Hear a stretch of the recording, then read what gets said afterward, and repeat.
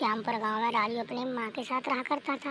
राजू के पिताजी का देहांत हो गया था। माँ के साथ अकेला ही रहा करता था। राजू की अभी शादी नहीं हुई होती है, शादी की उम्र ही हुई होती है कि राजू की माँ बड़ी ही हॉट और सुशील दिमाग की थी, जो गांव भर में उसके चर्चे थे, जो राजू को बिल्कुल भी नहीं पता था।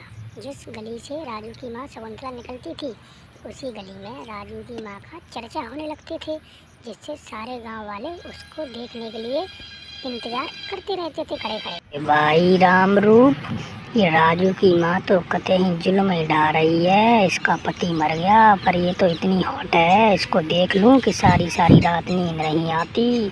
हाय हाय ये जवानी, क्या करूं, ये तो पागल ही कर डालेगी भैया यार, दिमाग रुकता नहीं है। बेटा राजू, तेरी शादी का रिश्ता आया है, मैंने पक्का कर लिया है। माखन अंकल थे ना जो तेरे पिताजी के दोस्त, उनने करवा दिया है। अगले ही दिन तेरी जल्दी से जल्दी शादी करवा दूंगी मैं। तू चिंता मत कर, इस घर की सारी जिम्मेदारियां बहू आकर संभाल लेगी, मेरा बोझ कम हो जाएगा। हाँ चलो माँ ठीक है, रिश्ता कर लिया, अच्छी बात है। पर ये माखन अंकल का तुम सारे दिन नाम क्यों लेती रहती हो माँ? दोस्त थे, पिताजी के ज़माने में थे, अब हमको इनसे क्या लेना देना माँ जी?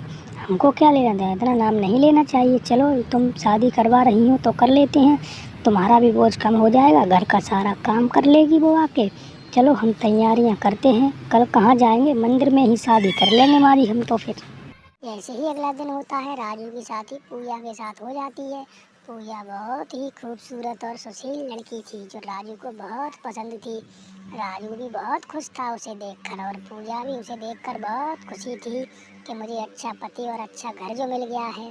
पर अभी पूजा को अपनी सास के बारे में कुछ नहीं पता। वह अपनी सास को बहुत ही अच्छी समझती थी, पर ऐसा तो बिल्कुल भी नहीं था। जैसे ही शाम होती है तभी हो, अरे बहू, तुझे देखकर मुझे मुझे अपनी जवानी याद आ गई। कभी मैं भी ऐसी थी, मेरी भी सुहागरात बनी हुई थी, मेरा भी पहला दिन था, मैं भी इतनी खुश थी, तुझे कुछ बता नहीं सकती। हाय हाय रे ये जवानी, क्या बताऊं। क्या माँ जी, तुम भी अपना रोना अभी गा रही हो? जाओ, आज हमारा पहला दिन है, फर्स्ट नाइट है, तुम यहाँ से जाओ, हम रहेंगे अकेले। क्यों जी, माँ जी को शर्म है या नहीं है?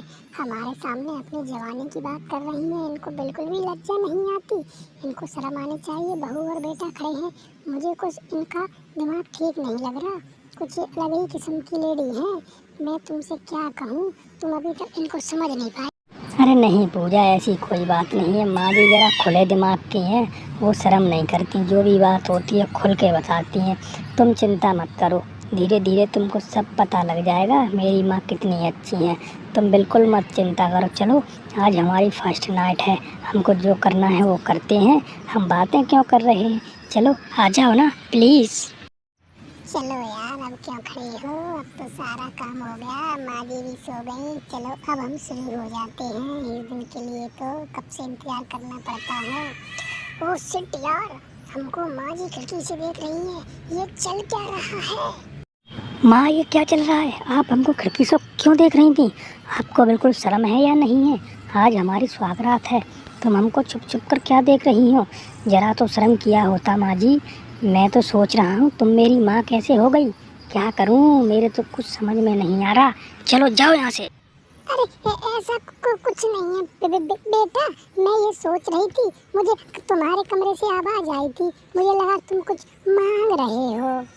अब तुम जाओ यहाँ से, बाहर सोना, अब हमारी कोई सुहागरात नहीं बनेगी। सारा मूड खराब कर दिया। मुझे पता है इस घर में मेरी ज़िंदगी बीतेगी भी नहीं, या मुझे जल्दी जाना पड़ेगा। मुझे इस घर में बिल्कुल अच्छा नहीं लग रहा, मुझे माँ जी का चाल चलन तो बिल्कुल ही अच्छा नहीं लग रहा है। थोड़े से दिन बीत जाते हैं। शकुंतला एक दिन कहती है अपनी बहू से, हम सत्संग के लिए जा रहे हैं, आने में थोड़ी देर हो जाएगी, आप सब्जी लेने बाजार चले जाना। अरे बहू, इतनी सुबह सुबह कहाँ जा रही है? शकुंतला कहाँ चली गई जो तू जा रही है? मुझे लगता है कुछ सामान लेने जा रही होगी तू। जी काकी जी, सासू माँ सत्संग के लिए चली नहीं है ना, तो मैं थोड़ी बाजार से सब्जी लेने जा रही हूँ। हाँ, क्या बात कर रही है, कहीं सत्संग के लिए नहीं गई? वह तो माखन के संग रंगलिया मना रही होगी, उसकी रास लीला तो राजू का पिताजी तब से ही चल रही है, उसके ख़त्म होते ही इतना खुलेआम चलती है, किसी को शर्म नहीं करती। इस घर में मैं तो अब जरा से भी नहीं रह सकती। मैं इस घर को छोड़ के चली जाऊंगी। इस घर में सासू माँ को खुद शादी की पड़ी हुई है, तो हमारा क्या ख्याल रखेगी। सासू माँ नंबर 1 की अयास और बदमाश बुढ़िया है हमारी। पूजा सारी सच्चाई राजू को बता देती है। राजू भी थोड़ा यकीन करने लगता है और सोचता है, इसीलिए हर बात में ये माखन का नाम लिया करती थी। हाँ, अरे पानी बस रहा था, पास में ही हम भीग गए, सारे गीले हो गए थे, इसलिए जरा देर हो गई आने में। सत्संग भी जरा लेट बंद हुआ था, फिर पानी गिरने लगा, इसलिए रात हो गई। आप चिंता मत करो, चलो अब हम खाना खाते हैं। हाँ, अरे माँ जी, अगर पानी गिर रहा था तो अब गीली क्यों नहीं है, बिल्कुल सूखी हुई हो आप इन अंकल के साथ रंगोलियाँ मना रही थी, हमें सब पता है। अब मैं इस घर में एक पल भी नहीं रह सकती।